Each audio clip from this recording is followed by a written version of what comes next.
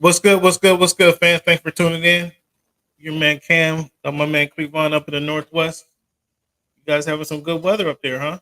Yeah, we about 87, 88 today, Cam. It's Look hot. at look at you, host. Look at you. You got the windows open and everything, huh? Yeah. Woo. Well, let's get the show started just like this, fans. Who am I speaking to right now? Cameron. My name is Cameron. Cam Buford. I'm a Dolphin fan. There's always room for improvement. This is a big year for Tua to prove that he's a franchise quarterback.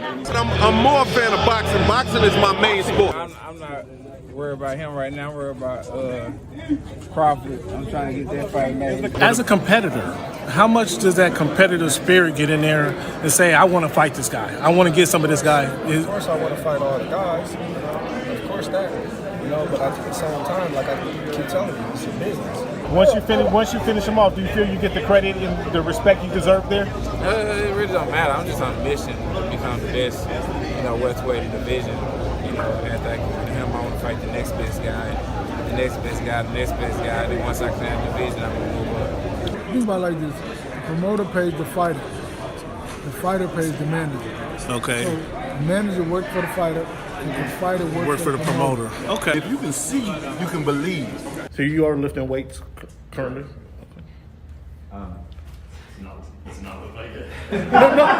When he said it's easier to score in the NBA versus Europe, did you agree with them? To me, it's easy to score all over the world. Aaron, what has the game of baseball taught you? One of the biggest things is being humble. Can you give a message to the kids to kind of persevere through the false teachings they may be giving? Patience. Okay. Patience. As the show voice of the fan, Oh my goodness! continues to I'm in evolve. tears. Come on, you were adding some spice to it. It is strictly banter back and forth between myself and Cameron Buford. I enjoy all of it. The real ones know what's going on, right? Like you said, Pacific Northwest. So, I think it's a big part of my game. And every time I step on the floor, I just want to represent myself. You play this game and you don't turn to win a championship, then why are you playing for? I'm happy for the Mariners. I'm happy Yeah, for the whole yeah, Kansas no, City. yeah, I was Cam, trying to sit in the nobody. Go watch the tape. Go watch the tape, and then you tell me if it was all about just a system. You look like a buffoon. Go do your research. Go do your study. Oh, this guy. That's what's good in sports, man. It's Big Snoop Dogg, man. That's what's good in sports. Hey, man, thanks for making our voice your choice. You know how we do. What's good, fans? Thank you guys for tuning in. After the holiday weekend, I hope you guys had a safe weekend. How did Coco do with the fireworks and stuff going on? Cam, I was pleasantly surprised she does not trip over the fireworks. My previous dog, Kim, man, once a firecracker went off, he was jumping around and just shaking in his boots. Coco is not phased. Not phased at all, huh? There might be some other fireworks going on in the household. The 4th of July didn't bother her much, huh? No, it didn't bother her at all. Okay. Well, again, fans, I want to thank you guys for tuning in to the Voice of the Fans podcast, and I hope everybody had a safe holidays. And if you haven't made it back to your home or your destination, I hope you guys are traveling safe. So hope all is well. Today we're going to talk about some NBA free agency. Free agency still running wild. Got a couple signings that we need to touch on. We want to get into some NFL offseason discussion. See, we're gonna start early. We got fantasy football here in about a few weeks, fans. So you guys start thinking about fantasy football. It's about that time to do your homework, and we're gonna help you out a little bit. We're gonna have some rate some fantasy football, the quarterbacks and defenses. I think we're gonna get to today. So stick around for that. And a little boxing conversation. Talk some MLB. Next week we got the All-Star game up in the Northwest. So we're going to talk about the home run contest. And does it make sense to have the Major League Baseball All-Star game impact home field advantage for the World Series? It absolutely makes no sense to me, but we'll get Cleveland's feedback on this in a little bit here. But those are some of the topics that we got going for today. So please stick around. If you want to be a part of the show, hit us up @_voice of the fans, @_voice of the fans on Twitter. or hit us up in the live chat. However you're listening to the show, however you're consuming the show. Let us know where you are at the same time. Let us know where you are, how you watching the show, where you at your home, at your work, you're working out. How are you consuming the show? Where are you consuming the show? And what part of the country are you in? Are you in the United States? Are you on the East Coast? Are you on the West Coast? Are you in Canada? Are you in Asia? Are you in the Philippines? We got some worldwide customers or fan base. So worldwide out here. But you let us know, fans, where you guys are watching the show, where you're consuming the show. What's up there, Daniel? What's up? Tune in again. Stick around. Let us know how you're consuming the show as well. Cleveland, let's get started, man, with this week here. As we start each and every week with our number game being July 5th, 248, week 248 of the Voice of the Fans podcast. When you're thinking of number 5, Cleveland, who comes in mind first, or who wore that number the best? You know who comes to mind first would probably be Super Mario, a cat named Mario Bay that played at the University of Washington. Did the Heisman pose. He was cool. As far as who wore it the best, I'm gonna give a shout out to Jalen Rose just because he got asked over there on ESPN. Oh, wow, that's a good call. First it was Jalen and Jacoby, and now he just can't be a part of the ESPN. Oh, yeah, anymore. That's horrible. Yeah, that's we'll see Jalen. So I mean, we'll get into that later on. Remind me to bring up that ESPN firing. Let me add that to the notes because we'll see Jalen around again. I mean, that can't be the last of Jalen that we see. We'll see a lot of those guys again. I got my thoughts on kind of where some of those guys might surface, but that's a good call on you. I know he wasn't the one to work the best, but I'm surprised you didn't say John Olerud. Joey DiMaggio was pretty good, but I think the guy, when I think of number 5, the one guy, I wasn't a Reggie Bush fan, but he was pretty big in the Reg was sensational. Yeah, he was pretty big in the 90s, early 2000s in Southern California. But George Brett, I can't remember him. I can't forget when he came out of the dugout after they his Pine Tar incident. Yeah, that was epic. I mean, I'm like, dog, what are you so fired up about? Super upset because they called him out. I mean, it was one home run, dog, and then you had the Pine Tar in the back. Come on, that was just pretty funny to me. I can't unforget that moment, if you will.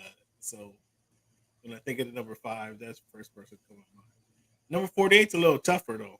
When you think of the number 48, who comes to your mind? Who wore that number best? Kim, I do not have a single number 48 for you. I feel terrible about it.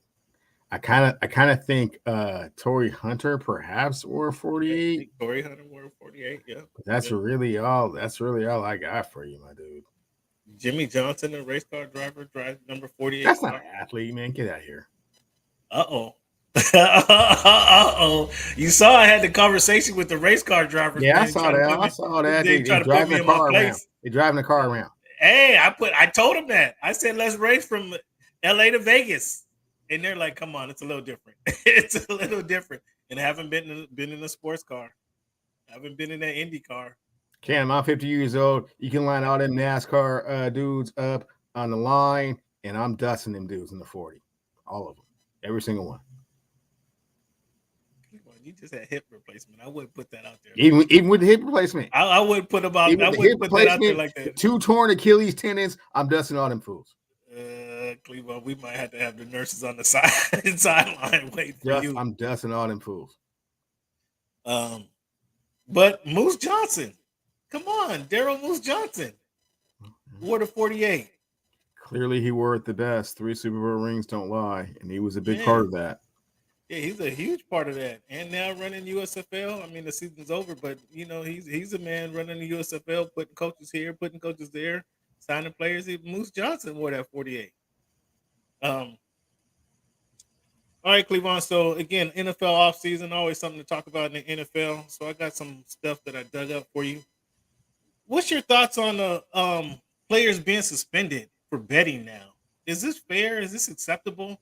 I mean, it was understandable when there was no NFL didn't have any part of.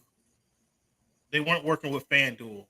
They weren't working with the betting conglomerates every week and getting paid for it.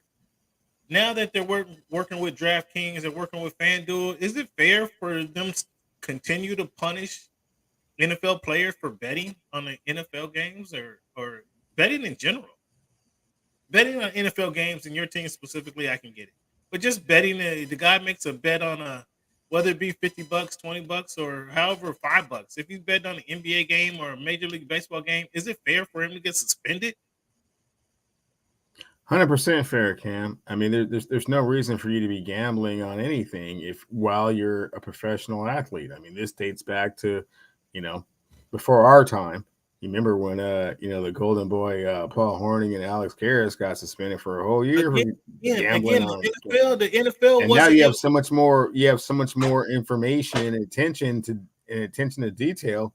Why would you think it's cool for you to throw down a 3-team parlay? That's just crazy to me, man. No, you're one of the players in the game. No. The NFL players betting on NFL games, I get why there's a restriction. NBA players betting on NBA games, I understand why there's a restriction. Major League Baseball players betting on Major League Baseball games, I totally get it. Hockey is the same way. But for an NFL player to be betting on an NBA game or a Major League Baseball game, that should be okay. No. Now these players, it sets a precedence. Number one, and number two, you have insider information. Just because people within those genres, man, you know more than the regular person, and it's a bad look with the NFL, and now all these leagues having ties to these betting. Stick to the table games, man.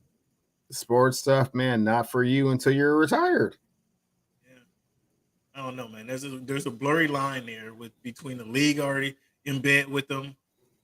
Before, years past, we would say a major league or professional sports team would not enter Vegas, period, at all. But now we have, basketball's on the brink. We're gonna have baseball. The A's are gonna be moving there. They already have the football team there. They blurred that line with FanDuel, as I mentioned, with the DraftKings, as I mentioned. They've already blurred the lines with so the owners can be betting or get money from the bets, but the players can't participate in the bets. I don't Correct. know. It seems kind of you shouldn't be betting on sporting. It seemed kind of hypocritical, if you ask me.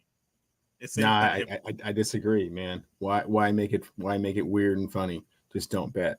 It's weird and funny when you take millions and millions of dollars from these DraftKings and FanDuel. That's on them. That's on the other side of the ledger. That has nothing to do with the players actually gambling on sporting events. Man, that's not cool.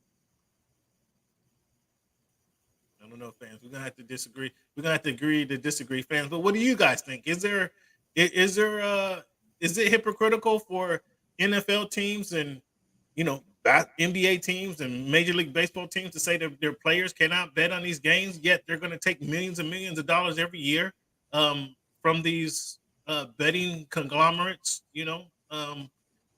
It just seems extremely hypocritical to me that they'll take the money, but they won't. The players now they're finding them and suspending them for participating using these same draft boards that they're playing from. It's hypocritical. Very hypocritical, in my opinion. Cleavon, does Bill Belichick break Don Shula, the greatest coach in NFL history right now? Does he break his record for wins as a Patriot? He absolutely does. Without question? Without question.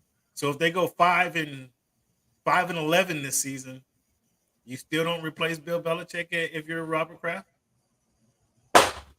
I mean, I don't. No, he rides it out until he's ready to go. So he has the he has the Pete Carroll. He has the Pete Carroll position in New England until he's done. Until he's ready to walk away. Much more entrenched than Pete. Pete's got one ring. How many rings does that dude have? And how many has he played for? I believe we did the math, right? Bill Belichick's been the coach of 25% of the Super Bowls? Yeah. Either as a defensive coordinator or as a head coach, 25% of them. So he's there until he wants to walk away. So okay. In my opinion. Now, obviously, I'm not the owner. And, those relationships can, they can get salty after a while. I mean, it's been quite some time, right? So right. That's what I'm saying. It was kind of weird. I heard this discussion. It was kind of weird to even fathom that Bill Belichick wouldn't be the head coach, as he needs he needs like 30 more wins. He needs 30 more wins to eclipse. He's at 298. Shula's at 328. So that's 3 10-win seasons. I mean, if that's his goal and his motivation, but I mean, clearly he's, surpassed Don Shula in so many other ways. But the other thing is, and may I say this, Cam, is that fortunately the relationship is not as tumultuous and there's not as ego driven as some of the other relationships. For example, in Dallas, you can win back-to-back Super Bowls with somebody that you were college teammates with, and they won't even put you in the Ring of Honor. Well, I mean, dude's on a totally different personal. There's egomaniacs. He's on a whole different trip around. There's just too much pride. They're just prideful. This doesn't seem to be that kind of relationship. It seems to be very results driven. But again, he gets at least 2 years leeway of not making the playoffs. And then maybe it's time to go in a different direction. But so he wins 20 games over the next 2 years. He's definitely there for the third year to win 10 games again. It's up to him. 20 years. I mean, of course he wants to break it. But if you're Robert Kraft, you give him, how long do you give him? 3 years, 4 years to break this record? And considering they don't make the playoffs, 10 wins doesn't get you in the playoffs. We don't know if 10 wins gets you in the playoffs or not. Stuff. What are you talking about? That hasn't been established. Have they started the season already? Did you know something I don't know? When's the last time 10 wins got you in the playoffs? You're not in the division with the Tennessee Titans or the. I mean, maybe last year got him in the playoffs. I don't know. Atlanta. Yeah, you might well take a look at that. This ain't the Atlanta Falcons. They're not in the NFC South where they're scrubs. They're in a competitive division with the Miami Dolphins, number one. A lot of people picking the Miami Dolphins to go to a Super Bowl. Well, I mean, the AFC is quite formidable. So, we're not sure if 10-7 gets you in, but we're not sure it doesn't either. Doesn't necessarily disclude you from making the playoffs. It didn't last year. It didn't last year. So, we'll that's an interesting question. Cleveland. Again, we're going to get to some fantasy talk a little later, but this wasn't really a fantasy question, but it's a question about Najee Harris. I was really high on Najee Harris coming into the league last season. So much so I went out on a limb and said it wasn't last season, it was 2 seasons ago. 2 seasons ago. Yeah. Do you think there's a resurgence from Najee Harris? Nah, son. I had him last 2 years. Now we done. He got to show me. Oh, something when we're not entwined with my fortunes. Yeah, we cool. Ooh, he said you're good on Najee, huh? Ooh. Okay, you're gonna leave him out there and you're not gonna draft him before I can get to him. Is that's oh man, no, you can get him. No, he's gonna be there whenever you want him. If it's a pick before my pick, you can have. Okay. No, we're not cool. We're not on speaking terms right now, me and Najee. What about Jimmy G? Is he gonna be ready? Or the Raiders gonna have to make a move? Is he gonna be ready for training camp? Like training camp he's not gonna be ready, man. Come on now. Training camp starts in a couple weeks. The season starts in a couple months. Season starts in a couple months. What are the Raiders gonna do? It's all bad over there. You have arguably top 5 receiver in the league. No quarterback to throw to him. He came over because it was his homie. Fresno State days, man, they had chemistry. They, bonds and ties out off the field. No. That didn't work either. It's not a thing. His homie bounced on it. Yeah, that's Raider fans. You guys tune in. Who's going to be your quarterback? Check it out. Let us know who's going to be your quarterback starting week 1. That's an interesting topic that we're going to have to decide because they got 2 months to get this figured out. And if it ain't Jimmy G, I mean, did they even draft somebody did they even get anybody in the draft? Not sure who the backup is, but yeah, they didn't plan that out too well. Yeah, well, they wouldn't. I think Jimmy G was their big get. So I don't know what's going on over there in Raider land, but they're gonna have to figure something out. I mean, they're gonna be right there in Napa Valley, but who's to say that they're gonna have a decent quarterback playing the team? I don't know. I don't know. Something else I want to ask you, man, is another coaching scenario. Is Mike McCarthy on the hot seat in Dallas? Is this get to the playoffs? You talked about how Jerry Jones, like he likes Mike McCarthy because McCarthy's not gonna rock the boat too much. He's not gonna want more credit or want more say that he deserved more credit for what's going on in there. But is this a hot seat season? Now they got rid of the OC last year and try to blame some of the offensive struggles on the OC when somebody tried to correct me and say that they ran the ball effectively and they didn't pass the ball. Well, I think that was a problem with Dak. Dak passed too much when they should have been running the ball. However, do we see a resurgence from Dak in that running game? 10 wins and the seat gets real cool. I mean, Jerry Jones likes those yes men. You see how long Jason Garrett hung around, 7-8 seasons, just, kind of doing his thing, just kind of almost, we almost had him. We got to come back next year, get a few free agents, man. It's the star. Everybody wants, wear the helmet with the star on it, right? So you're saying, so Mike McCarthy's cool. There really ain't no pressure there. I didn't say no. I didn't say no pressure. I said I still makes the playoffs, at least 10 wins. I mean, if he's like 6-11, oh yeah, he's out. Interesting. So looking at speaking of those Dallas Cowboys, there's something I'm actually repulsed by. This comparison between Micah Parsons and the real LT. Is there a comparison, or am I tripping? I don't see any comparison at all. I'm actually, when somebody try to make this comparison, I blame the youth and your lack of knowledge of football. Well, you can't blame the God bless Mr. Palmer. Go ahead. You can't really blame the youth per se. You just have to blame the perspective, right? It's a lot of people that are saying that have never seen Lawrence Taylor play and don't really understand the impact and don't understand what quite possibly, the greatest defensive player in the history of football really represents. And so, this is what's in front of them, right now at present. So they soak it up, they absorb it.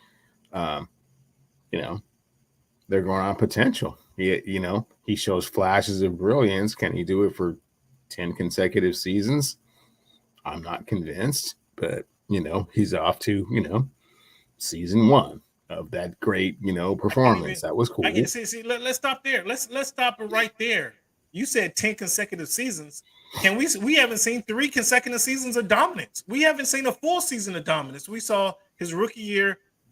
He jumped. He was dominant last year. You can't take last year away from him. He was that dude last year. He got 12 sacks in 10 games. Okay, what's the second half of the season like? There's more. Not great. I mean, it wasn't. I mean, the league is all about making adjustments. So that guy LT terrified the league for seasons. Like you said, 10 seasons. It was seasons plural. It wasn't games. It was seasons. Like that's where I just can't draw the comparison, because when you brought up games, the actual record should be seasons.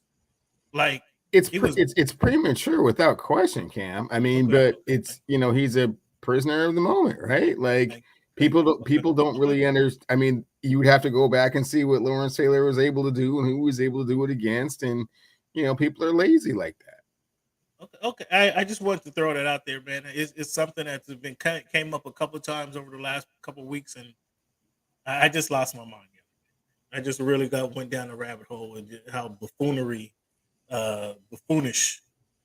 that comparison is, and I just it's disrespectful to the Hall of Famer without question. You would like to see at least 2 more seasons of that type of production to even really like full seasons. Let's not say 2 seasons, like half two full seasons seasons of Lawrence Taylor like production before we're even having that conversation. So when someone has again, flashes of brilliance and you put them in that same category, well, it just goes to show you, the era that we're in. Yeah, it's a wild era. So here goes a complicated question from Kevin D. For my keeper redraft league, you get to keep 2 players and stay in the round you drafted them in. Let's see what he got here. DeAndre Swift, CeeDee Lamb, Mike Williams, ATN, is that ATN? I'm guessing ETN. Adam Thielen, you gotta get rid of Thielen. He's not that's change that spot. Kyler Murray, you might have to change that one too. Brandon Ayuk, that's a quiet pick there. Hold on to that one. Hold on to that guy. Hines, I'm not sure you're referring to Hines. Albert Boyd, Cole Clement. Is that what you're talking about? Jared Cook? So what's your question now? So the question, if I'm understanding this correctly, is you keep the paper chase and you keep Travis Etienne. You get to keep 2 players. You can keep 2? You can keep 2 players. You keep the paper chase and you keep Etienne. The other cats can go. I still don't know why Detroit got rid of their whole running scheme and replaced them with rookies. With an Alabama running back at that, Cam, huh? I mean, interesting. Yeah, that is interesting. But the rookies, like these guys, they had were DeAndre Swift. Okay, they don't want to pay the DeAndre Swift, and they had dude from Williams. Let him go too. Williams from Green Bay that they end up letting go. And just replace them with rookies. Like I don't get it. You say Chase, keep Chase. Yeah, I would agree with keep Chase. And ETN, I don't know. I might go Chase and Brandon Ayuk. I might go Chase Brandon Ayuk. That's what in that run first offense, huh? Run first, second, and third, actually. Yeah, good point there. Jags running back ETN. Yeah, that ain't how you spell it. And Debo already said, man, he's upset about how he played last year. Yeah, Chase. No, CD should have a big season, and he's a legit number 1. So, but here's my logic, my dude.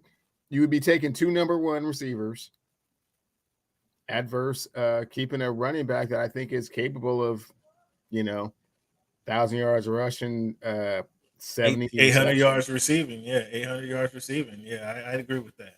I'd agree with that. So, yeah, there you go. 2 answers for you. Keep Chase. We're in agreement with that.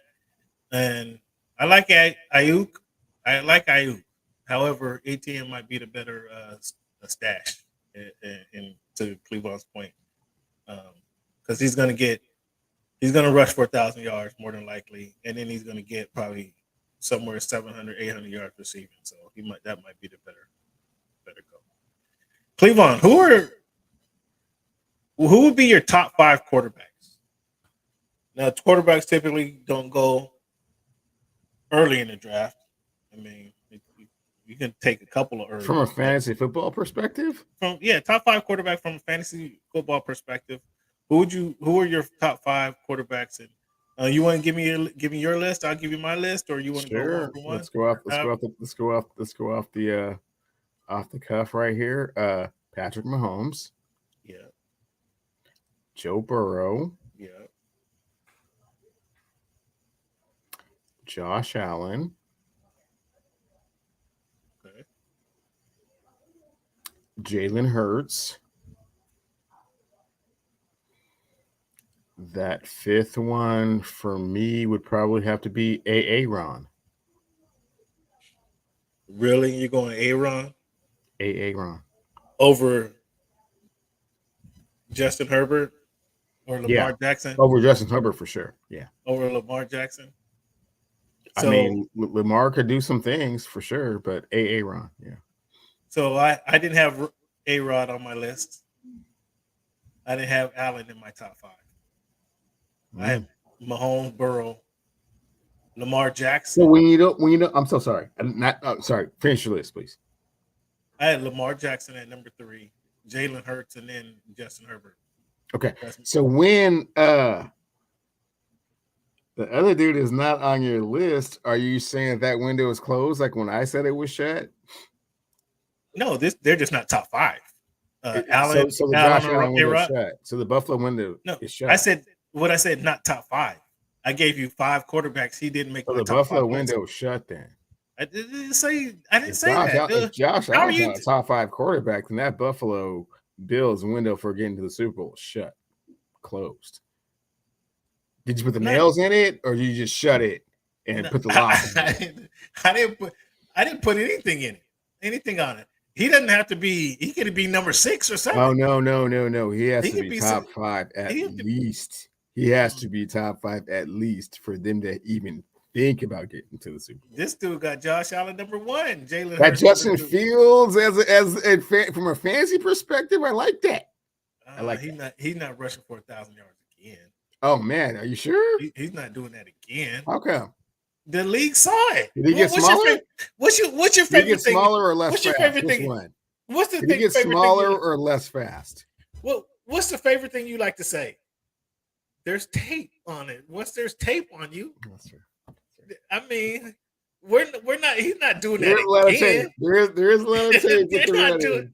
I mean, come on now. So no, Lamar Jackson. He has. So this is kind of tricky. Lamar Jackson say he wanted to throw for 6,000 yards this season. Dog, we know that's not happening. Okay, we'd be lucky if he throw for 3,000 yards, but we know he's not. You would be lucky. We know he's not running for 6,000. But with that 3,000 yards passing, how many do you get rushing? Is he still? Can he? And this is what I'm banking on, that he cannot. He cannot stay in the pocket when he sees an open lane. Because if I'm the opposing team with the talent that he has at the receiver, Flowers running around there, and now they got Bateman and your boy Odell. Like, I might be willing to let him run a little bit and let's just close down the line, close down the rush and get him 10 yards of carry or something like that. But so that's what I'm saying. He's not going to be able to. He's not going to be. I'm not expecting him to be able to stay in the pocket when he sees an open lane. So is he going to rush for 800 yards? Is he going to rush for 1,100 yards? That's going to be tricky. However, he's still going to get you a lot of yards. I expect him to get you some touchdowns. Similar to Jalen Hurts. Jalen Hurts is an opportunist when he runs. He can pass. He proved last year he can throw the ball and be accurate when he throws the ball. But he's also going to get you some touchdowns because they're just not going to stop running that little. I think it's a completely cheap play. I can't believe how the competition committee allowed them to run them little 4th and 1 scrums, 3rd and 2 scrums. Why are you blaming that on the competition committee?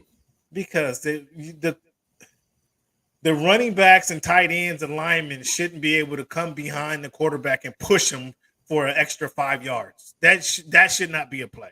That's been a play since they should not be able to do that. SC Notre Dame game. That's they should not that was illegal then. It was illegal. The Bush push was illegal then. They should not be able to do that. And they shouldn't be able to do it in college, much less the NFL. Dude squats 817 pounds, man. Come on, man. He's got strong legs. He's getting a yard. He's getting 3 feet. He's getting the yard, and with the push, yeah, he's not getting 7. He's not getting 7 or 8 yards. He's not getting 7 or 8 yards. It's just the play goes from a 4th and 1, and he picks up 8 yards on 4th and 1. Come on, man, running up the middle, being with the half the linemen kind of filtering behind him and pushing him here. They might as well pick him up like they did your boy Leftwich and carry him for 3 or 4 more yards. I mean, come on. That should not be a legal play. That should not be a legal play in the NFL. That's legit. I thought it's legit play. I thought the competition committee should have X'd that play out of the ruling. It should not be. You can go quarterback sneak and get your 2 or 3 yards, but you can't have the rest of the team file in behind you and push you for another 6 or 7 yards. You certainly can. That's illegal. That's that totally formation's illegal. Effective, and that defense can't stop it. I mean, that's totally illegal. So with him being able to do that, he's going to pick up a lot of first downs. He's going to pick up. It's going to be 4th and 2. They're going to go for it, or 3rd and 2. They're going to do this little push, and he's going to get into the end zone. So he's going to have some touchdown passes, and he's going to have some touchdown rushes. So I think Hurts is comfortably at number 4. And Justin Herbert, come on now. Now they got Keenan Allen. They got your guy Mike Williams, who all of a sudden you and Mike ain't speaking no more. You guys aren't going to speak up terms no more. And then they got their rookie, Quentin Williams. So that's what they needed, another 3rd receiver who can go upfield. And they got Kellen Moore to have, again, as we spoke with Tyler Dragon a couple weeks ago, some of the reasons that Herbert couldn't go downfield was a personnel issue. Their players got hurt. Josh Palmer got hurt. Keenan Allen got hurt, although he's not a deep threat either way. But Michael Williams got hurt. And so they were struggling for those deep balls. That was their issue. That wasn't necessarily Lombardi. I mean, they were hindered by injuries, and the receivers could only go so far. So that wasn't really their fault. But now they have designs. They want to go deep. Okay, they want to go deep. They don't have a running game. That's been proven already. So Herbert's going to do a lot of passing. Herbert's got to be their number 5. Cam, when I think about the receivers over there for the Los Angeles Chargers, I always think of that movie that comes out every Christmas season. You ever seen the movie The Christmas Story? A Christmas Story? No, I haven't seen it. You've never seen the movie A Christmas Story? Never? Wow. The Miracle on 34th Street or something like that? No, A Christmas Story. Wow. For real. Like Ralphie and those guys, you've never seen this movie? No. Okay. Well, the dad gets this award one time, right? Oh, here we go. And it's a big, long, luxurious leg. But when the package comes, he reads it, right? And it says fragile.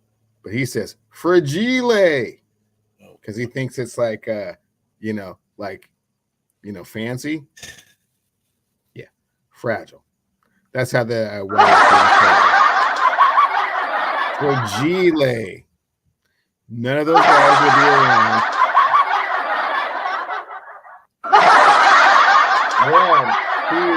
1, 2, 3 elbows. That receiving core is not the same week 1 as week 17. Those cats will be broke down. You guys hear this BS for the same team that is actually not going to make the playoffs. So I don't know why we're talking about them so much, but it's up to you. You guys hear this BS? I know you have an affinity for those guys, and you've been around the locker room, the culture, and stuff, and you know them guys pretty well. So I hate to be the bearer of bad news about this, but yeah, it's kind of passing by. He said it's passing by. What's passing by? The AFC, they're not going to make the playoffs, Cam. You know that, right?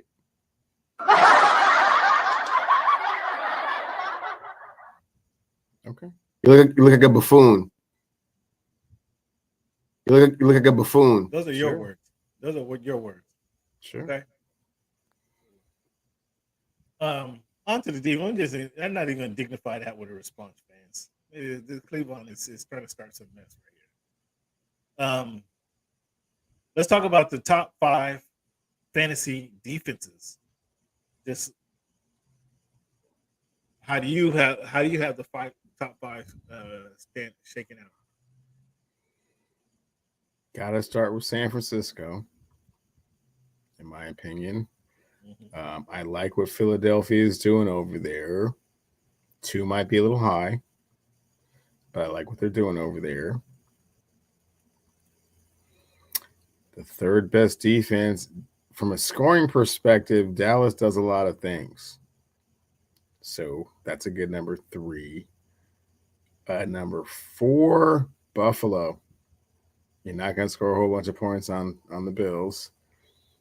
Number 5. Von Miller coming back healthy this year. Von Miller coming back healthy.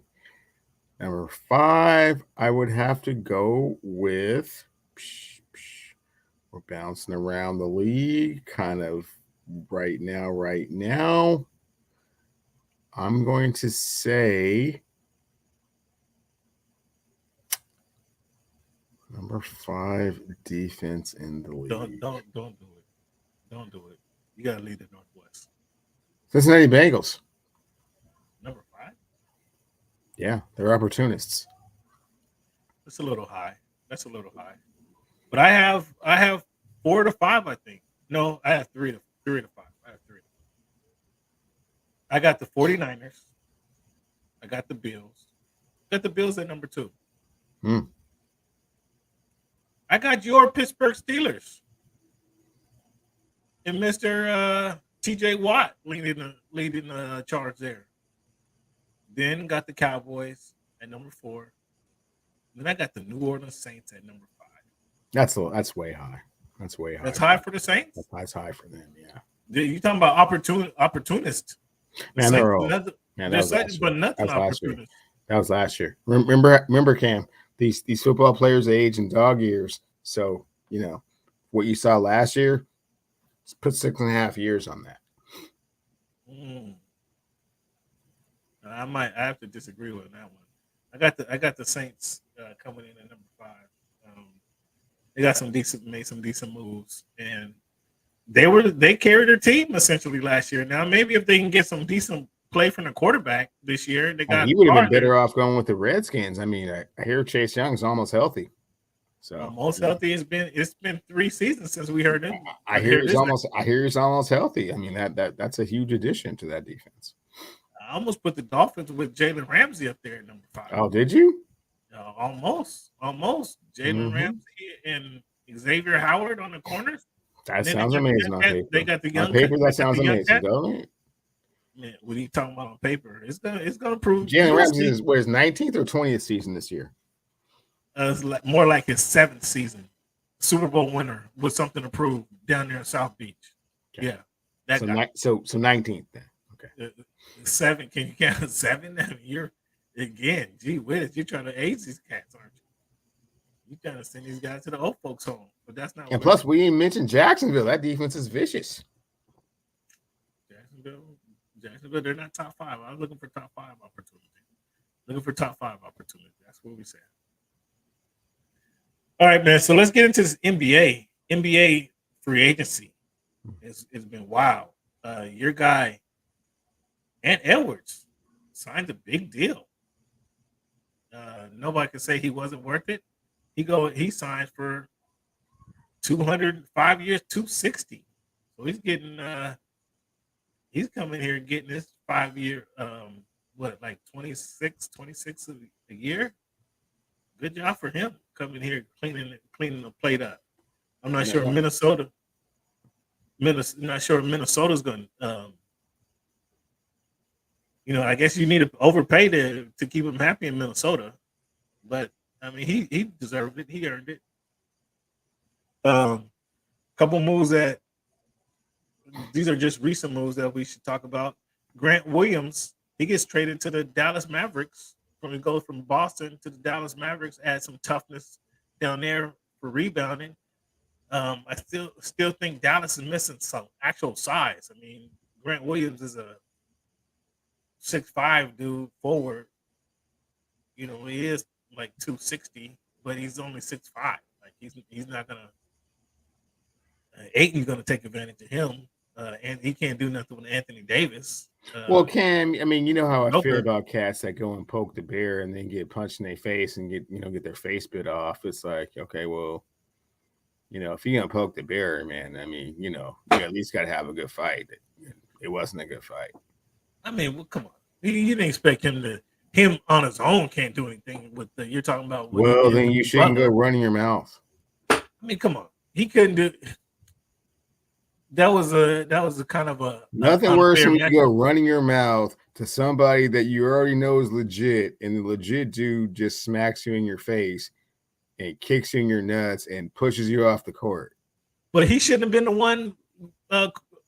He shouldn't have been one calling for the fight. Okay, he was the only one on the team showing some heart. He shouldn't have been the one calling for the fight. He shouldn't have been the one. But because that's usually your number 1 or 2 calling for the fight. But since they apparently lacks heart. And when it's number 8 dude, oh, okay, well you bet. Okay, you know something we don't know. Cleveland, where was we don't poke the bear? Why are you poking the bear? Where was the number 2? Where was the number 1 or number 2 guy? Did you see them in the picture at all? You missed my point here, Cam.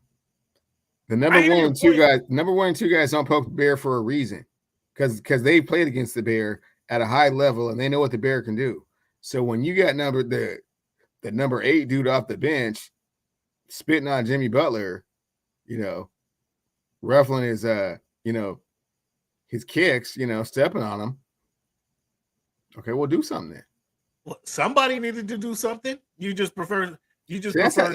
that Patrick Beverly mentality, man. That don't get it done in the NBA, man.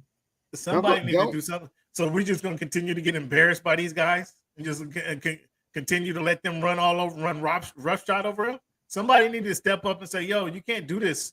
At least not while I'm on the court." I mean, it ended up happening. Right, and then the question becomes, okay, and who are you again? You're Grant Williams. Oh, and you're talking about me. Oh man. So let me show you who I am. So you ain't giving Grant no love for stepping up and trying to show some heart. Zero. When the number 1 and 2 guys, actually you got zero heart from them guys. Nope. See, was not a wise move. I understand what you're saying, but I give Grant more credit for stepping up and doing something versus just letting the guys run roughshod over. That's what was going on. He was just the Heat were running roughshod over the Celtics at the time. And then he stepped up. Shit, he might have well. If he didn't stepped up sooner, they might have well come back and won the series. Oh, Grant Williams was going to be the difference. Okay, no, I'm saying if he'd have stepped up in game 2 and not game 3, they might well change the makeup. Oh, for real, Grant Williams. Yeah, for real, Grant Williams. Yes. Well, he goes to Dallas. Needless to say, he goes to Dallas, and they're still lacking size in Dallas. They don't have a big man. They got Josh Powell already, but they don't have a big man that if he was about 6 inches taller, like he'd be exactly what they needed. But he's not, the 5th or the 5th, right? He's not. Yeah. And Jason Kidd is their coach, remember? Right. Once he realizes that dude can't really dribble, he's gonna be like, "Oh, okay. Why don't you go come over and sit there next to me?" Okay. Well, yeah. Again, I mean, they traded. Now Boston they got from trading Smart to Memphis, they got 2 second-rounders. Now they got 3 second-rounders for Grant Williams. So they got draft picks, and I don't understand why they got all these draft picks when they're trying to win now team. Like, why you guys hoarding all these draft picks, compiling all these draft picks? This isn't football, my dude. Those aren't real picks, man. These are second-round picks. Yeah, but they got 5 of them. The draft shuts down after pick 15. Everything after that is like crossing your fingers, dude. I mean, if you can pull something after 15, you're really doing something. So Draymond being drafted in the second round, that means nothing to you. That's a rarity. Mono getting That's a drafted in the rarity. second Keep going with that list. Because they draft 30 Parker, players every second round. You've made three players in what's the last 15 years. Tony Parker, where did he get drafted? I think he was a 29. Oh, man. I think he was number 29. Not a second round pick. Where did the reigning MVP, or excuse me, the reigning Finals MVP get drafted? Where is he at? He was in the 40s. Okay. So you gonna go with the Joker with your logic and analysis? When you say that one time at band camp, no, man. Yeah, I just gave you 5 players that you say number 2s don't matter. Well, then why don't you give him 7? Why don't you give him 7 second round picks for Damian Lillard? Then and just move on, man. You have my second round pick from here to 2030 if you want. Okay, so speaking of Damian Lillard, what do you think about how should Jaylen Brown feel knowing that Tatum is campaigning for Damian Lillard? And he might be the odd man out. He should feel like, Dame Dollar can dribble, it can shoot from the logo, and he gives us a better chance to win a championship than you. The thing is, Jaylen Brown might not be around to see that. He might have to. If you're Portland, aren't you asking for Jaylen Brown? If you're Portland, you got to ask for Jaylen Brown, right? And not 5 of those second round picks. Don't know what their motivation is. It's a lot of salary to take back. I mean, you're basically almost taking on Dame salary, right? For somebody that's not Dame. Ooh. So, good point there. So why would they do that? Why would they do that? What do you think? Dame finally asked for the to get out of trade. He asked for them to send him to Miami. Is what he asked for. He didn't ask to get traded. He asked them to send him to Miami. However, if you're Portland, do you send them to Miami for the bag of beans that they have, or what's the better move for Portland? Do you send them to the Sixers for Maxey, Tobias Harris, and a couple picks? Do you send them to the Clippers for Mann and Norman Powell and some picks? Where do you send them to the Heat for Tyler Hero and Duncan Robinson and some picks? What would you do if you're Portland?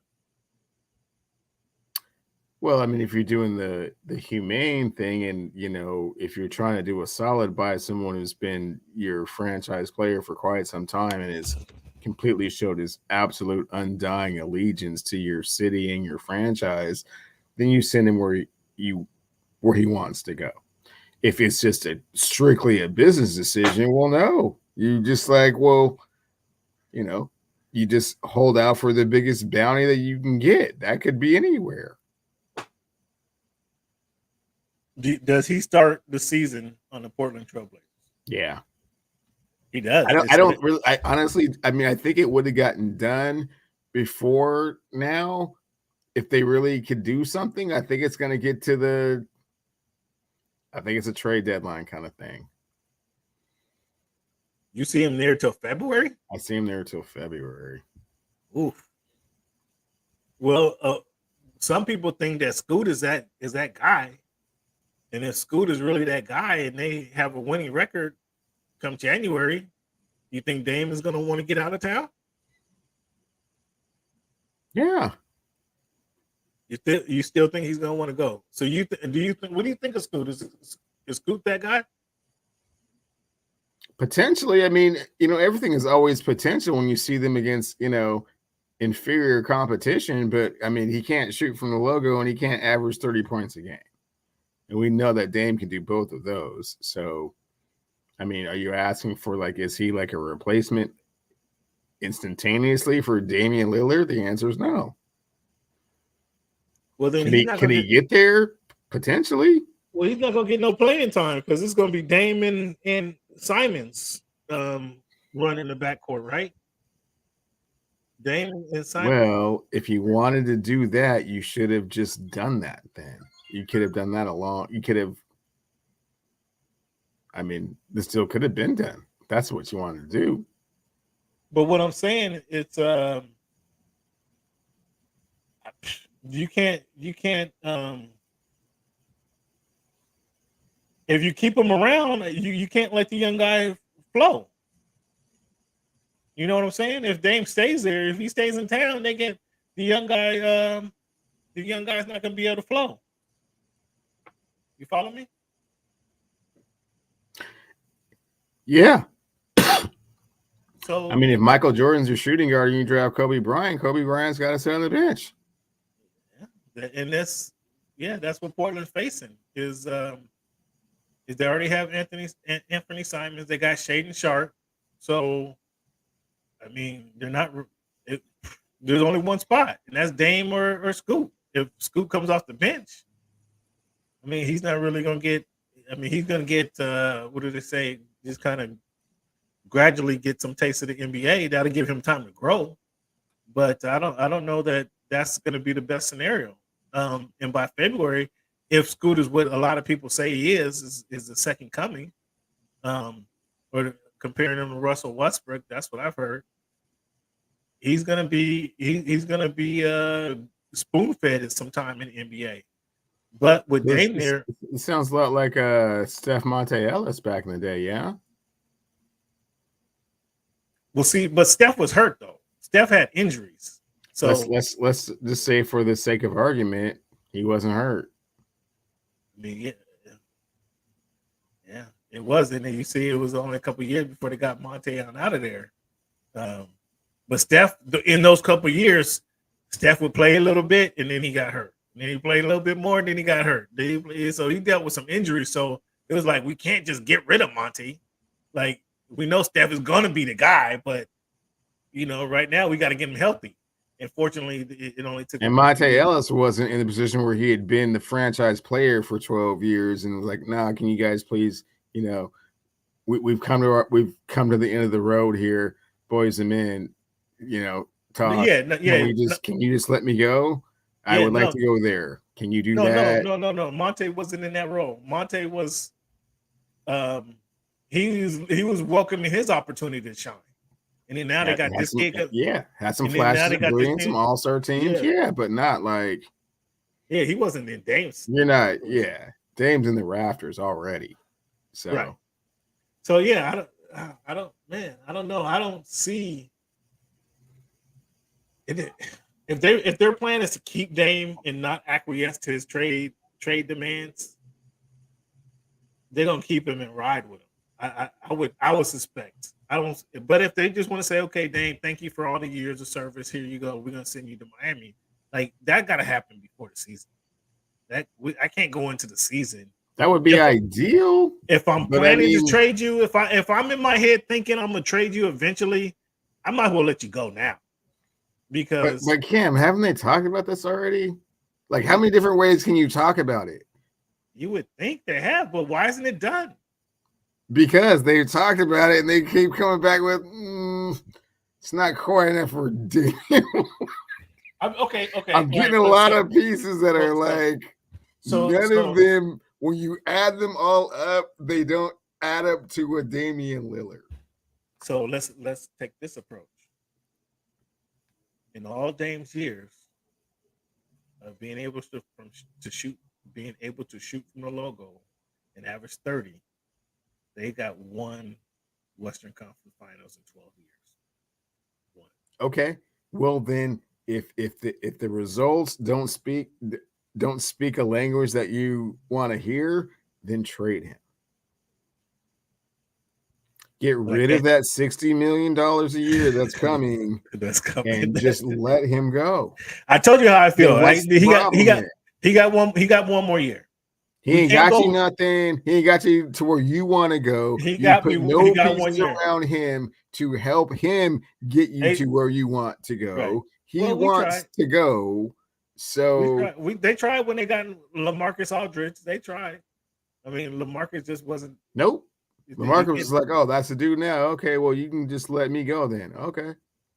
I mean, he wasn't happy being the second dude. But he knew he coming from San Antonio. He wasn't going to be the first guy when he got there with Dame. He's like, "Come on, LaMarcus," and you showed the bright lights of Portland. He couldn't shine. The bright lights of Portland. Come on, LaMarcus. LaMarcus was willing to do the Damian Lillard thing until Damian Lillard came. He would have been there forever and ever and ever. Buck Williams, Kevin Duckworth, Clyde Drexler style. He would have been there forever and ever and ever and ever and ever. Until Dame came. He just couldn't work with Dame. Is that what you're telling me? Well, he was instantly, turned off, reduced to the number 2 or 3 option. Like, oh, I don't like it. Portland's cool when you're the guy. It's not cool when you're the second or third guy. So I told you how I felt. Like, if he stuck around this season and we can win another 40 games and hovering around that play-in tournament, yeah, you got to go, bro. You gotta go. Okay, well then let him go and stop trying to get like every penny you can squeeze out of this thing, man. But what's the best place to send him? And I think that was my question. Where's the best place to send him? Is it to Miami and Hero? The best place to send him is Utah. Well, what do you get from Utah? You get a bunch of draft picks? You're not getting whole bunch of draft picks, and Utah is never going to be that good for the next 3 or 4 years.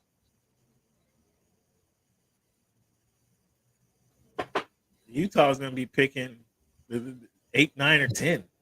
I mean, they're not going to get you. I don't know. You got to do the man right though. You can't send him to Utah. Oh, okay. So now you're getting back to like the humble, humane thing to do. Okay. Well, for your what? We'll just call him the 3rd greatest player in that franchise's history. No, he probably. I mean, him and Bill Walton, Clyde Drexler, and then Dame, right? You got somebody in between there? No, Walton and Clyde did get him to the finals.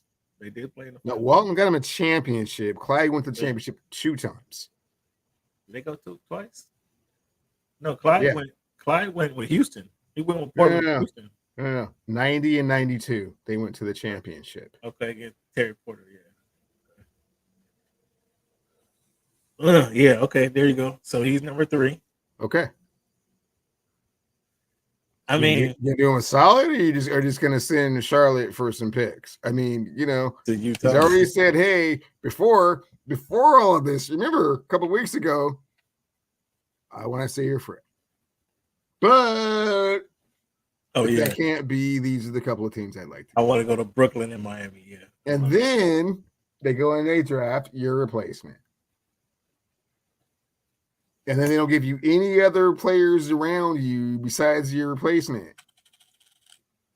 It's like, okay, well, hey, guys, seems like I see the writing on the wall here. My 30 points a game shooting from the logo is not good enough for you guys anymore. I would like to go to Miami. Can you make that happen? Given all of the things that I've done for this franchise for 12 years? No. But the package Miami has to offer is Tyler Hero and Duncan Robinson. That's it. What's my man's name? Not Vincent, because he's with us now. The other dude. Yeah, Caleb Martin. And some picks. And 5 second-round picks. 5 second. I don't even know if the Heat have 5 second-round picks. But I don't like that. I don't like that in return. I'd rather send them to the Clippers for Terrence Mann. Trade players, Cam, you know this. When you trade players like that, you're never going to get equal value. That ever happens. But that's not. I mean, that's Shaq. 30 cents on the dollar. They traded Shaq, and they got the Holy Quran and Lamar Odom, and who else was in that trade? And like 3 first-round picks. That wasn't even fair market deal. I mean, Shaq at the time coming for Orlando. I mean, come on. They won a championship 2 years after they traded. Yeah, that's what I'm saying. Most dominant ever. Finals the year they traded for him, and they won a championship the year after. Well, what you call it wasn't going to be able to sign him. Orlando wasn't going to be able to sign him. No, this is from the Lakers to the Heat. Oh, you're sending it to the Heat. You can't get equal value for an all NBA first team player. There's just no way. So who has the best offer then? you're saying this Utah Jazz will come up with the best offer. I don't know. There's all kinds of teams that have a better offer than the garbage heap that Miami can give them, man. Tyler Hero. And I mean, they wouldn't even want Tyler Hero. They got that position filled. Tyler Hero then you sign him and then you flip him off. I mean, if they're just looking for the most assets they can get, obviously the Miami Heat are not the team to be talking to. But when you're the third greatest player in the history of your franchise is asking to go someplace specifically, either you acquiesce or you say, no, you're my employee and I'll do what the hell I want with you. That's a tough way that's a tough way to handle business. But yeah, that's how it goes. That's a tough way to handle business.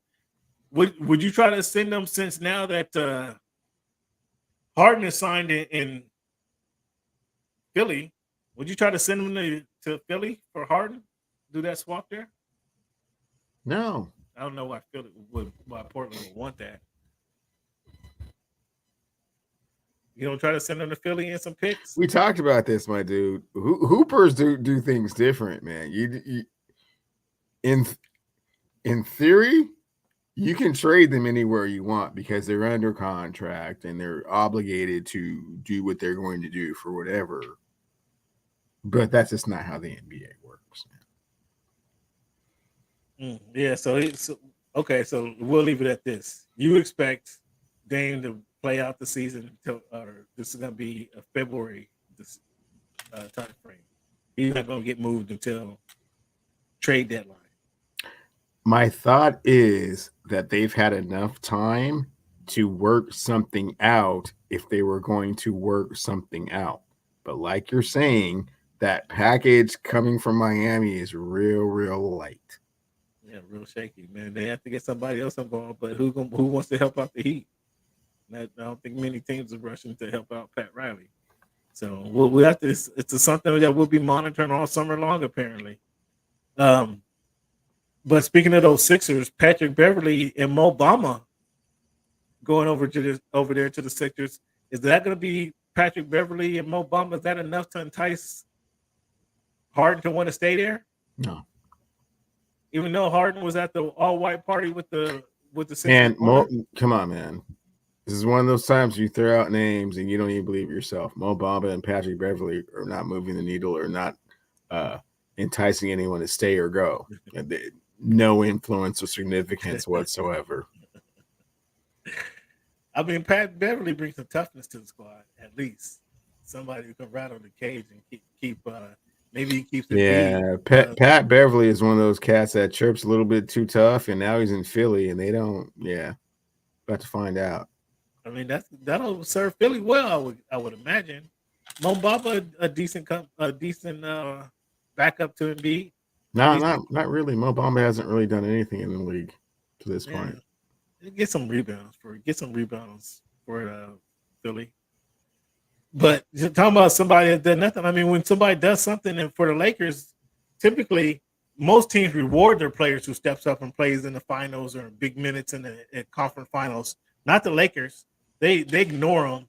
And just as I imagine when it happened, Lonnie Walker had a big series in the conference finals, or in the playoffs. It wasn't the conference finals. It was in the playoffs that he won them a couple games against the Warriors, if I'm not mistaken. And the Lakers just let him walk. Typical move by the Lakers. A player who steps up when the lights are shining bright. The player who steps up, the Lakers waste no time and let. You know what happened, Cam? He signed with the Nets. You know what happened though, right? What happened?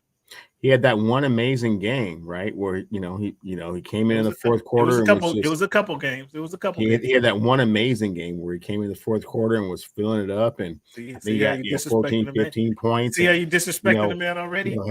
He won you games. Helped the Purple and Gold get the win, and then Kim Kardashian, as he was walking off the court, kissed him on his cheek.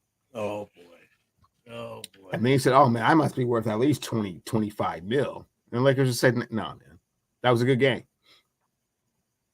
Oh boy! And they went back and forth with negotiations, and they just couldn't come to an agreement, man. I think he signed with the Nets for like 1 year, $7 million. Okay. He wasn't worth that with the Lakers. Well, I think he was asking for a little bit more, and then Schroeder did the same thing. Remember when Schroeder was like, "Oh, I'm worth like 85, 90 million." Like, oh, okay. Are you? Colossal mistake. Colossal. He went out and signed for 2.6 somewhere, and then came back like 2 years later. Like, man, can I still run with you guys? Like, I guess he rejected when it was a 4-year, $84 million. Yeah, he rejected. He said, "No, I'm worth more than that." Who? I mean, everybody makes mistakes, man. Come on now, everybody makes mistakes, and then I think L-Dub overplayed his hand as well, and okay, well, I understand what you're saying. I guess he won't be going to the LeBron party every Tuesday. He's still going to the party. He's still with Clutch. But I mean, he just didn't get the deal done in LA. Now he's with the Nets. He's in Brooklyn, another big market. So I mean, he's an East Coast kid anyway. He can play the Caldwell Pope role of the Clutch Sports. That's cool. Patty Mills signs with the Thunder. I'm surprised Patty Mills keeps bouncing around the league, man. Knockdown jump shooter. Always been a team first type of guy. I'm surprised that this type of player just keeps bouncing around the league. How about you? Well, that veteran leadership that you're always talking about, I'm sure they can use it over there in OKC. A lot of younger folk. Yeah, I'm surprised he signed with them because that's more of a younger team, though. That they got younger players to play. Like they got Shai Gilgeous-Alexander. They got my man Giddey. They got Giddey in the backcourt. He's not going to cut. He's not taking any of their minutes. So I'm surprised that he wanted to go down there. That surprised me. Like Philly could have used him. Boston could have used him. Who else is in the playoffs? Who in the playoff hunt? Dallas could have used him. Come to think about it, not Dallas. Well, Dallas could have used him. Denver could have used him since they lost Brown. Like they need that knockdown shooter. He's a knockdown shooter that's valuable in the league, and I'm surprised he went with OKC Thunder. I'm surprised. So we talked about Dame Lillard. Is he going to start the season with the Trailblazers? Does James Harden start the season with the 76ers? Far less likely if he wants to move on. That one will get done before the Dame one. What's the best fit for him? Doesn't know. He doesn't know. Nobody knows. Best fit for him is in Philadelphia. I mean, if he wants to go somewhere else, it's like he keeps talking about going back to Houston, but I mean, this is not the same environment that when you left. I mean, what are you going back to do other than be in Houston where you were the dude like 5 years ago? They already got a spot they already filled his spot to fill. They got Van Vliet running the point there. I mean, do you send him I mentioned Portland. Do you send him the Clippers? Clippers been flirting with him a little bit. Do you team him up with Kawhi and PG? I personally wouldn't like that move. Wow. So you want a third aloof personality over there? I mean, three dudes that don't want to talk to the media and don't want to be a leader and just want to, have their production on the court speak for itself. And like whatever I said, you guys do, I personally wouldn't want to. I personally wouldn't want to do that, but he does.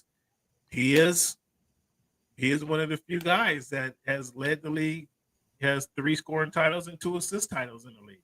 Okay, well that's 3 too many people that don't understand the intangibles of being a leader and helping a team win a championship. So I think Paul George does. I can't put Paul George in that same category. How come? He just. When's Paul George ever done that? He's not in a role. Paul George thrives when he's a super sensational number 2. Yeah, that's true.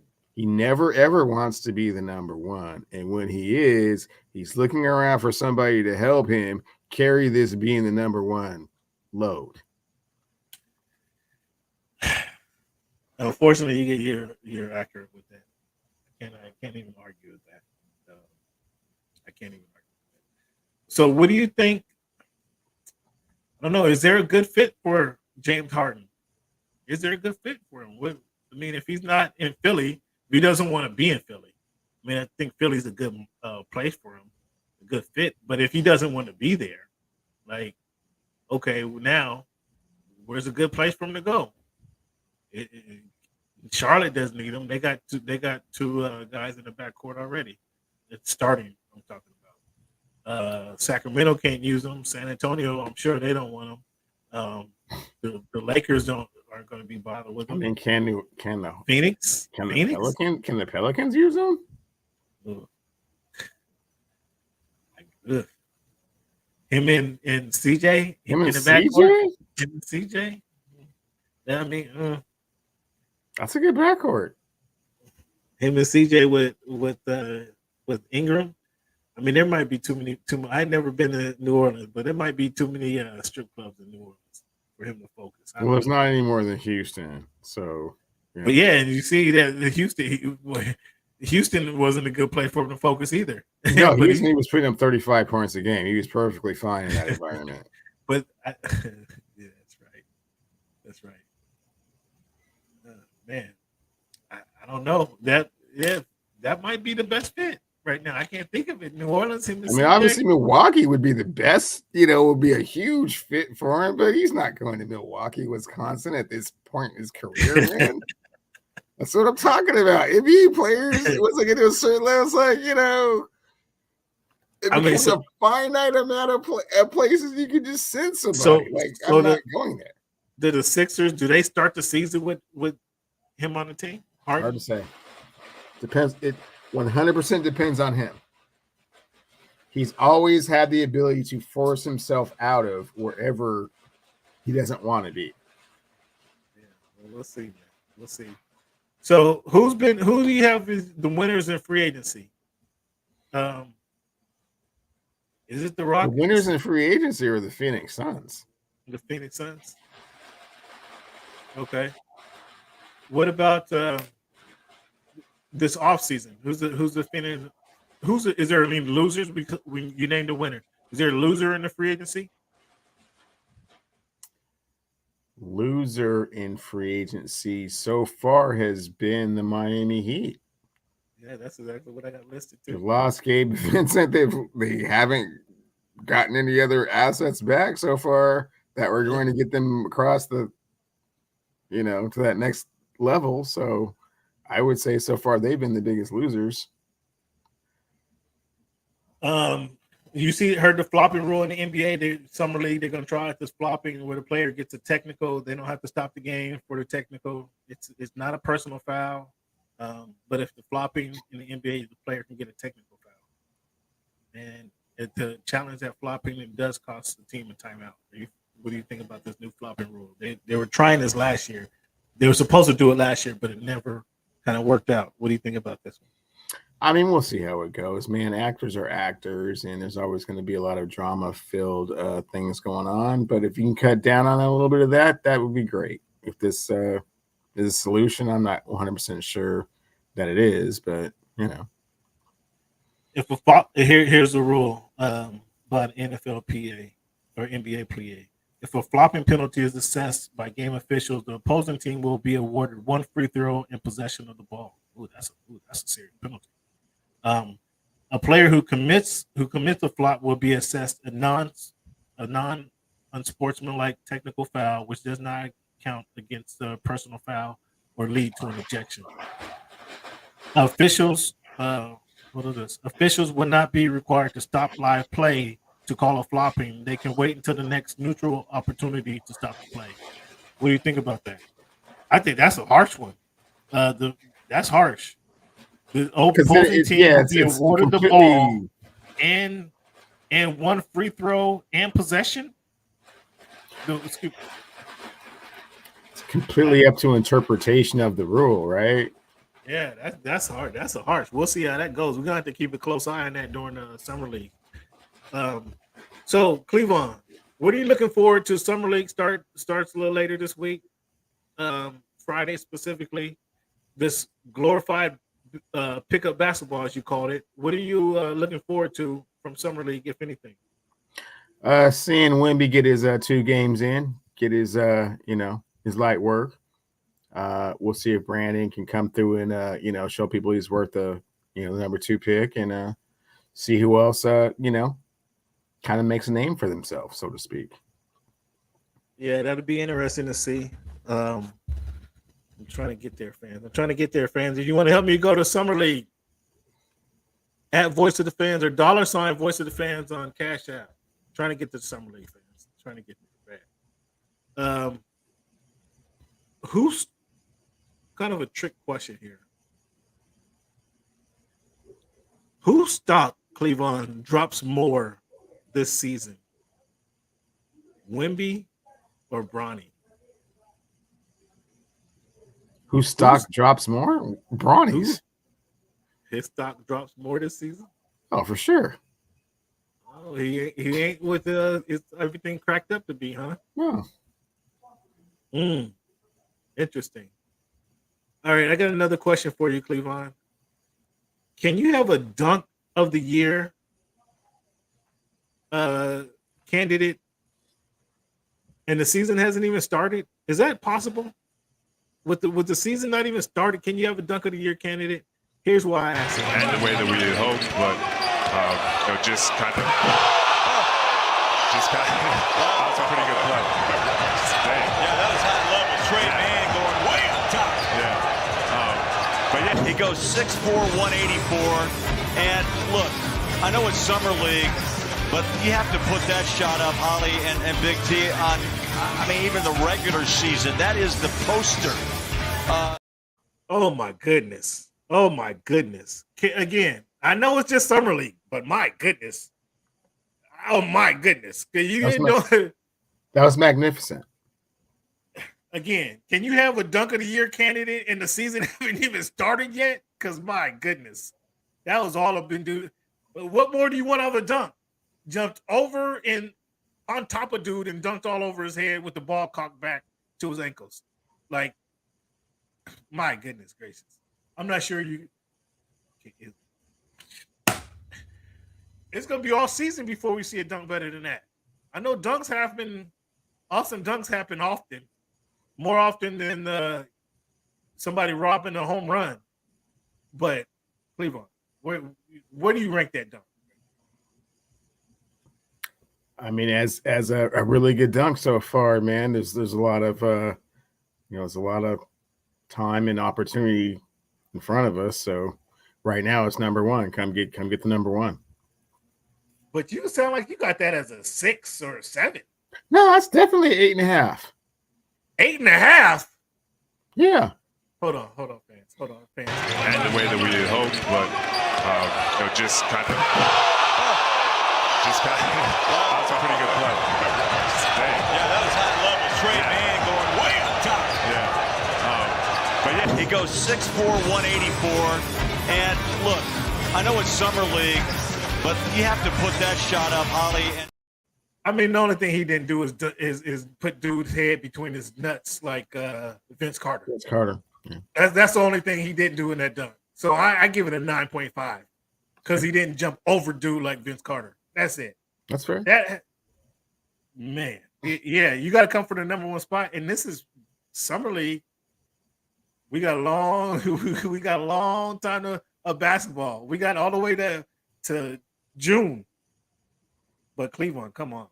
You gave him an 8.5. That was a great dunk. Man, gee. Yeah, I don't know. Oof. That was my question. Can you have a dunk of the year and the season haven't even started yet? Like, ooh, my goodness. So Cleveland, now we know Josh Hart fills in, rounds out the roster for Team USA in FIBA basketball.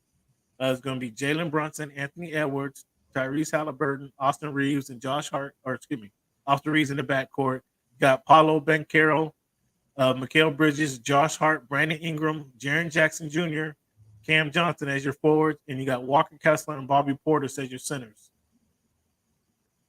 Is this a gold medal team, Cleveland? Their first game? That's a cool team to send to the Worlds. You can't send that team to the Olympics, though.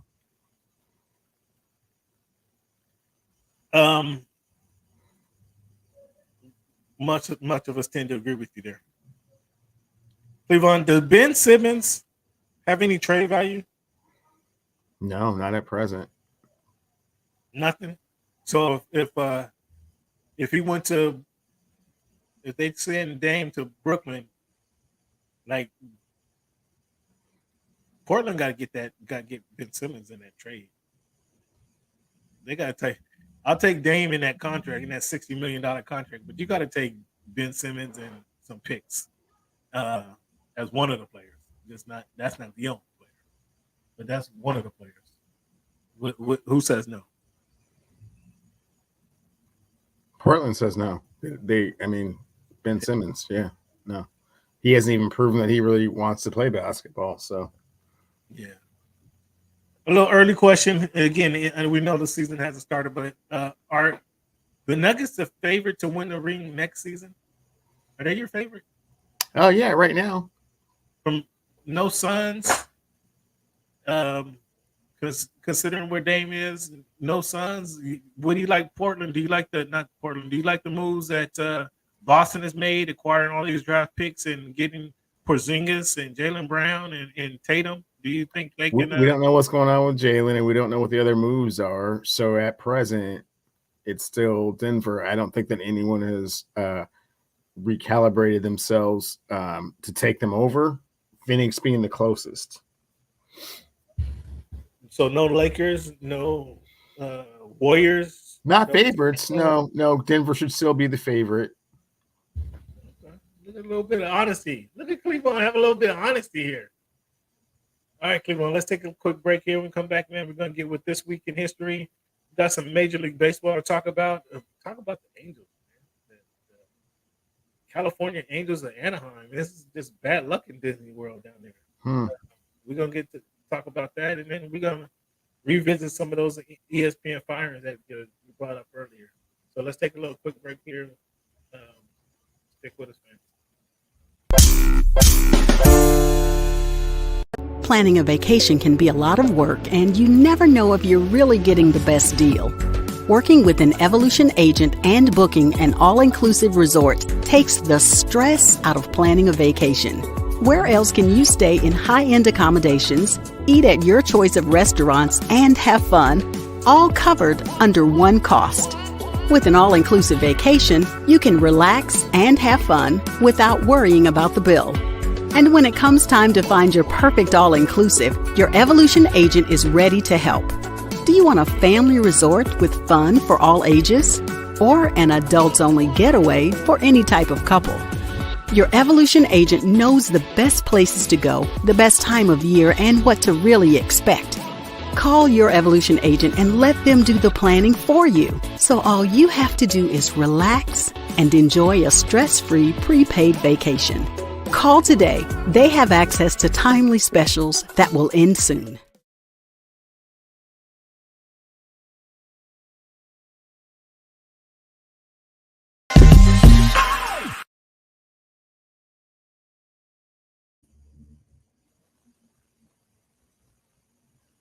Yeah, fans, go ahead, scan that QR code if you want to. Hit us up, Voice of the Fans. That QR code is on Voice of the Fans at Twitter. You got any travel to doing, i.e. Summer League, i.e. NBA games, i.e. NFL games this season, hit us up. Let us coordinate your travel. Again, Evolution Travel has been I'm fortunate that Evolution Travel has reached out to be a partner of the podcast and want to be a sponsor.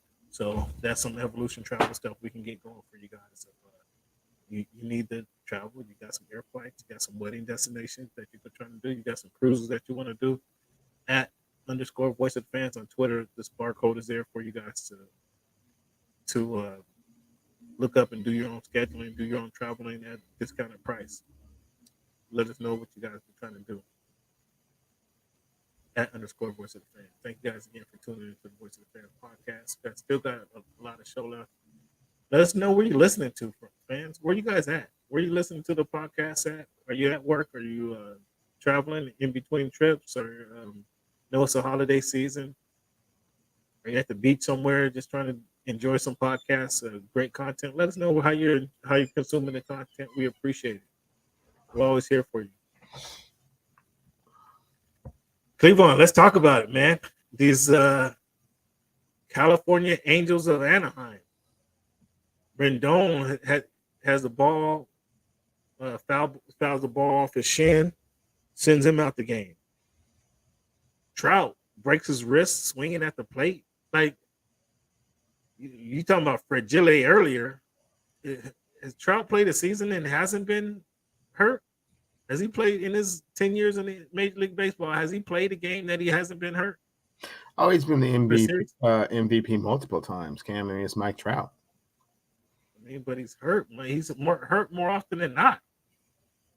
And then Ohtani, okay, they said they pulled him out of the game early a couple weeks ago or a couple games ago because they said he had something wrong with his nail. The way the ball is coming off the nail kind of rubbed it raw or something.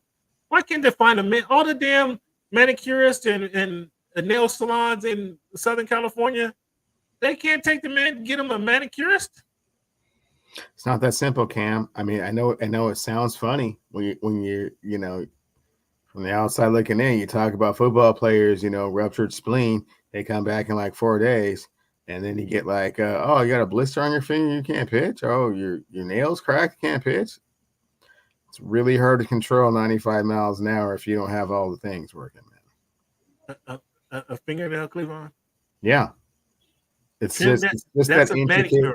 It's just that important to what it is that they're trying to do. I mean, they're throwing the ball 60 feet 6 inches. I mean, in a window, it's hard.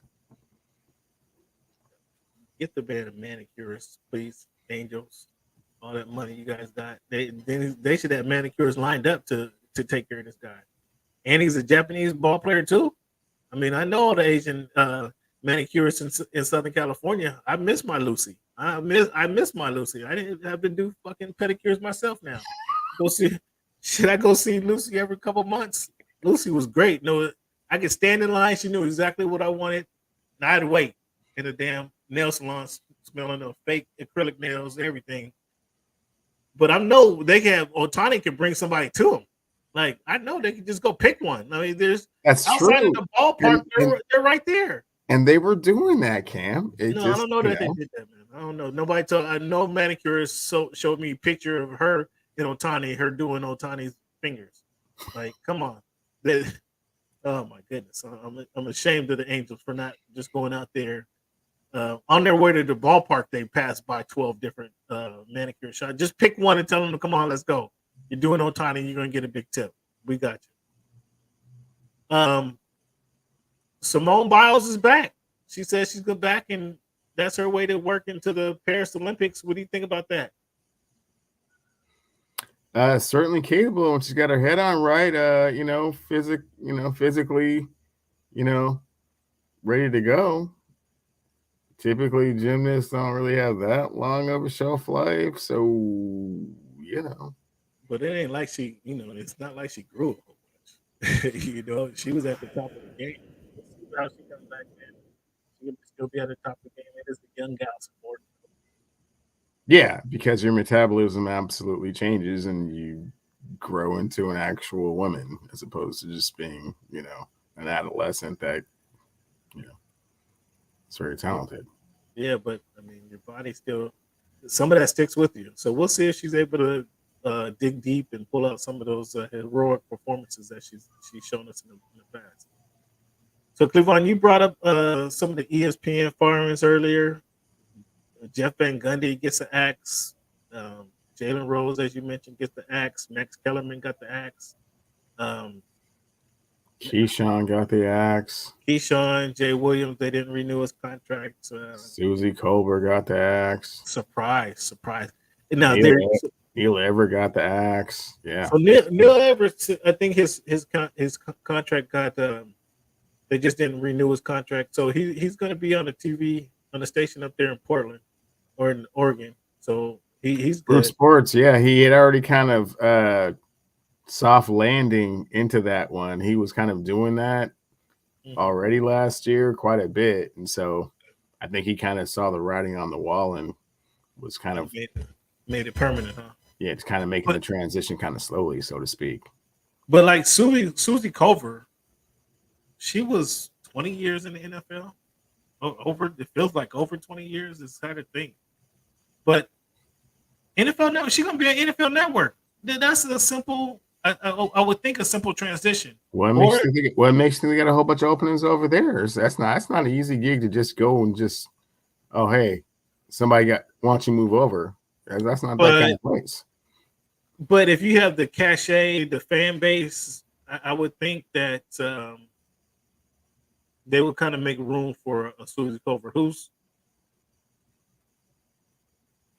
not sure that there's many women there's MJ Acosta Ruiz, who's been doing it NFL for like the last 4 or 5 years.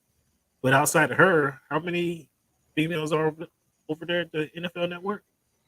It's hard to say. It's kind of a tough environment for those guys to stick around too long. I mean, like I'm saying, I would think Susie Culver easily slides into that role, if not with the Amazon or YouTube now taking over NFL. I would think like they fit right into one of those roles. It would be my speculation. Jalen Rose the same. Like I expect to see him on NBA Network. Like you can't. I would suspect that with his wealth of NBA knowledge and the talent he's been, like he's already working with the Renaissance Man with New York Times, I believe, doing content with them while he was doing Jalen and Jacoby. I would suspect that he ends up on the NBA Network doing some work with them at some point. I would suspect that would be my suspicion. That Jalen Rose ends up over there. Susie Culver ends up with the NFL Network. That would be my guess. Jeff Van Gundy, I like. How can he not be doing an NBA game if he's not coaching? How can you not gonna have him doing an NBA game? Like that doesn't make sense. Like NBA Network, like yeah, they need to make room for him. Grant Hill, thank you, thank you. It's been real. But now we got Jeff Van Gundy coming in. There's a couple other guys who can be easily replaced. I would think. What's your thoughts on that? Yeah, I mean that sounds good, that plug and play. But again, there's already people in place, so you're getting rid of some people, and so like, who do you get rid of, and why, and how much salary do you want, and there's a reason that they cut you from ESPN in the first place, right? You're making a tremendous amount of money. Yeah, that's what it was. You're making a big dollar. What do you want here? Like, and ESPN has a much larger budget than a lot of those other places that you're talking about. So those I'm not sure soft landing spots aren't necessarily that soft, depending on what your level of expectation is. I'm not sure they have a bigger budget than Amazon. I'm not sure your guy was. Well, I mean, of course. I mean, in the grant, we're talking about the richest person in the history of the planet. Yeah, sure, he has more money than everyone, but how he chooses to allocate it may be different. You don't really know what their level of expectation is on either side. Have you seen his movie, Jeff Bezos? Did you see his movie? Mm-mm. It's worth watching. Like I said, it's where I know he took over half of downtown Seattle and created a lot of problems in the city. But that movie is well worth watching. It's a great movie. We got Cleveland next week. We got the home run contest. We got Alonso, Pete Alonso, right? Mm-hmm. We got Betts. Mookie Betts. Mookie Betts, a Rosarina Arena. Pronounce that one for me. A Rosarina. Rosarina. Vlad Guerrero. We got Julio, not Rodriguez, or not Francisco Rodriguez, and Rauchman. Who wins this contest? Is Julio gonna get burned out in the first round this year, or is it experienced? I'm gonna go out on a limb here, Cam, and say the hometown crowd pushes him, propels him to higher heights, and he gets that. Over Pete Alonso? Well, they're matched up in the first round. They start out. I mean, again, he started off last year. He hit 21 in the first round, but he hit 6 in the round after that. So I don't know. We'll see. It was a warm day. I can't imagine it being 90 degrees in Seattle next week. So I think we're thinking about 77 to 80, somewhere in that range, 77 to 82, Cam. That's perfect ball weather. Perfect ball weather. But yeah, it was a blazing one last week. Do you like the All-Star game being tied to the home field advantage for the World Series? I think that's absolutely ridiculous, and it's a farce. What do you think about that? You know, I like it. The reason you like it has nothing to do with the World Series. Zero. Well, the idea was to make the game more competitive and more dramatic, and it certainly does that if the ultimate winner is the host of the World Series. Yeah, you're going to play hard. Problem is, you're only going to play hard if you're one of those teams that are like on the cusp of quite possibly if you're in contention doing that. However, on the flip side of that, with the wild card, there are so many teams that are kind of in the hunt. Yeah, man, let's go ahead and win this. And, if by chance we happen to, get to the World Series, well, man, that game up there in Seattle decided, who's going to be hosting it. Okay, I like that explanation. I like that explanation you just gave. Did that fix the NBA All-Star game? If you made that same ruling? So here's the difference, Cam. If you made that the thing in the All-Star game for the NBA, they would be really going at it. And the risk of injury is so much greater, right? Because they're really hooping all of a sudden. Like before, it's kind of like exhibition to the fourth quarter, and I do want to win, so I'm going to do my thing. But if home court advantage was on the line, oh no, they're balling from the beginning. I like that. I like that. If that really works, Cleveland, if that mindset really works how you're talking about it, that's exactly what they need to do in the NBA for the NBA All-Star game. That's exactly it. Because I'm not sure, I'm not buying it for baseball because, as you mentioned, as you like to point out, there's 160 games in baseball. We're 4 months away from Major League Baseball, right? And then this really, you changed my mind, actually. I can't even argue that point. You changed my mind. And I think they need to implement this rule in the NBA. If they're really going to play in the NBA. Isn't that what the Commissioner's Cup or whatever is? Don't you get like some extra points for that? That's kind of what that is. This BS. That is BS. This Commissioner's Cup. Come on. Or whatever that new tournament that. Yeah. Wait. Okay. Commissioner's Cup. Wait till it makes a difference. I'm saying you just figured it out. You just figured it out. If you're saying these baseball players are really playing because they know if their team gets to the World Series, and even the teams in the wild card contention gets to the World Series, that they're going to have home field advantage by winning the All-Star game. That solves everything for the NBA. That's all. That's it. That's the trick. That's what the NBA been looking for the last since they've been playing since 95. The difference is like a super competitive baseball game is way different than a super competitive basketball game. So what? We need competition. We need competition, but we need a reason. The millions of dollars, it wasn't going to do it. Having Sprite sponsor, the winner gets $20 million versus the loser gets $5 million. The Boys and Girls Club, that BS, what do they call it?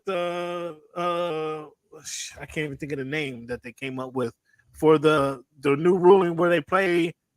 The last quarter is playing up to 24 for Kobe, and I forget what they call that. The eminence ruling or some BS.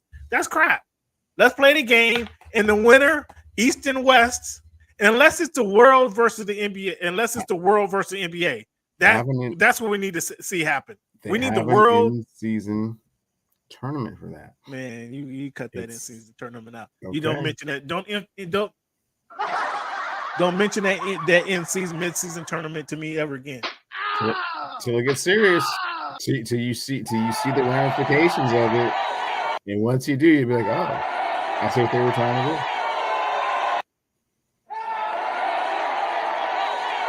That's all we want to. Don't mention that NBA midseason tournament ever again. That's the dumbest stuff I've ever heard of. However, if we can get these guys to play and say the winner of the NBA All-Star game, again, unless it's the world versus the NBA, I think we should see the world versus the NBA. What's your thoughts on that real quick? No, I mean, it sounds like the world has a whole bunch of players, and they are kind of top-heavy, but no, man. You don't want to see the world. You don't want to see the world versus America versus the world. That's what the Olympics is for. The Olympics is every 4 years, goofy. So what? That's what the Olympics is for. We won't see Giannis play with Jokic. We won't see Giannis and Embiid. We won't see Giannis, Embiid, and Luka all on the same team in the Olympics. We won't see that. We won't see that. That's what we want to see that versus Ant-Man versus Durant versus Booker. Ooh, that would be some ball right there. America, unless we're doing America versus the world in the NBA Finals, it needs to be. You've changed my thinking. It needs to be the winner of the All-Star game gets home court advantage in the NBA Finals. Okay. And now we'll see some serious basketball. That would bring all that competition back to the NBA Finals when we have the best athletes in the world competing with each other. That's what we need to see right there. That's it. Who do you have actually winning the All-Star game next week? American League or National League? Now that the greatest player in all of baseball is not playing, it'll probably be the National League, right? I think the National League has a little bit more talent.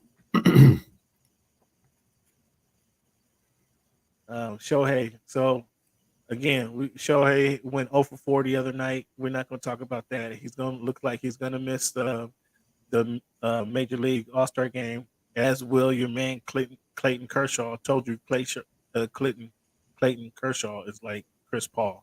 He gets hurt every year now. So I told you that would happen. You want to predict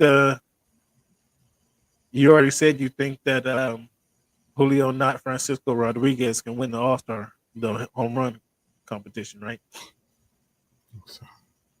You think so? Okay, we'll see how it goes. Well, fans, we want to thank you guys for tuning in to Voice of the Fans podcast. We appreciate you for hanging in. I'm gonna leave you with one quote, Cleveland. What quote you want to hear from? Is it Michael Jordan or Dwayne Johnson? Who you want to hear from? The Rock. The Rock. You got a little Michael Jordan fatigue or something? I've been having Michael Jordan fatigue since 1982.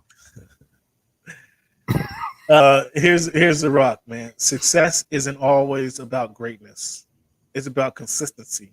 Consistent hard work gains success. Greatness will come. Dwayne The Rock Johnson. Like it. Success isn't always about greatness. It's about consistency. Consistent hard work gains success. Greatness will come. Dwayne The Rock Johnson. Fans, one thing you got for tuning in, fans, go find your greatness. Go be consistent out there. Find your greatness. Cleveland, I want to thank you for being a part of the show. Fans, let's give Cleveland a round of applause.